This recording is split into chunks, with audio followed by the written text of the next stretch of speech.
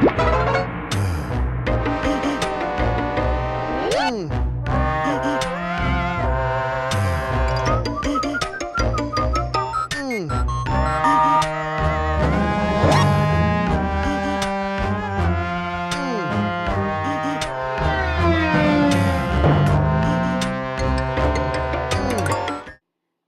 is the second video in a series of video featuring some of the hikes and parks near us. This particular one is the Clevenger Canyon Trails. This footage is back in September 2017, and we have actually not returned to this trail again as of yet, but when it cools down again, hopefully we will. There's a north trail and a south trail, and although it says in the beginning of this video that we are on the north trail, we actually hiked the south trail, which goes up the hill rather than down into the canyon. And on this overhead image from Google, you can actually see the trail that we hiked. And here in this screen video, I'm going to zoom in and you can get an overhead Google image of where the hike ends. You'll see in the pictures ahead where we actually reach this part in the trail. And in this picture here, taken from the highway, you can actually look up and see the peak that we're going to hike up. And partway up, we discovered this geocache box. Even though that's not what we were there for, we did stop and sign it. And here's a great view from that point where we were at that rock. We haven't quite reached the top here at this point. You can see the valley, and again, the north trail goes down and hikes into that valley, whereas the south trail that we're on right now is going to take us up a little higher to a peak up ahead.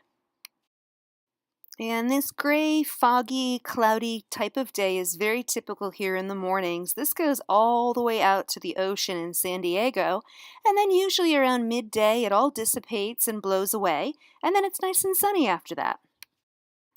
I don't know if from up here on a clear day if you can actually see all the way out to the ocean, but I know at the RV park where we are at, on a clear afternoon you can see all the way out to the ocean, and we're about 6 or 7 miles inland from this point, so it's possible you may have views all the way out there if it wasn't so fogged in like this.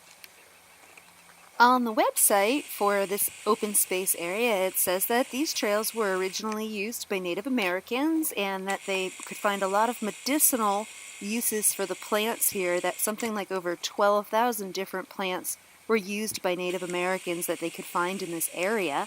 And then Mr. Clevenger bought a big property here and started farming citrus and avocado, which you were just looking over now.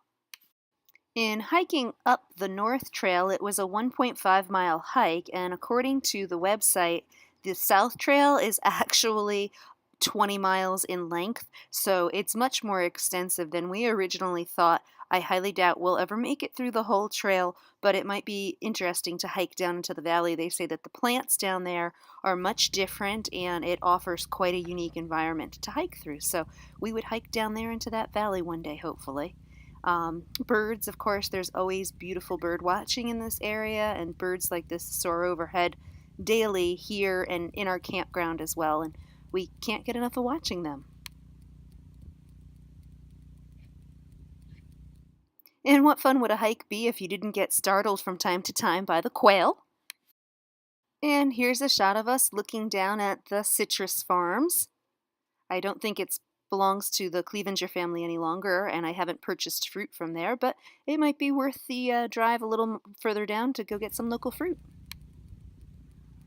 And as we pan around in this video and I zoom in, you're going to see where the parking is for the other part of the trail, and that's where you park and then you head down into the valley there.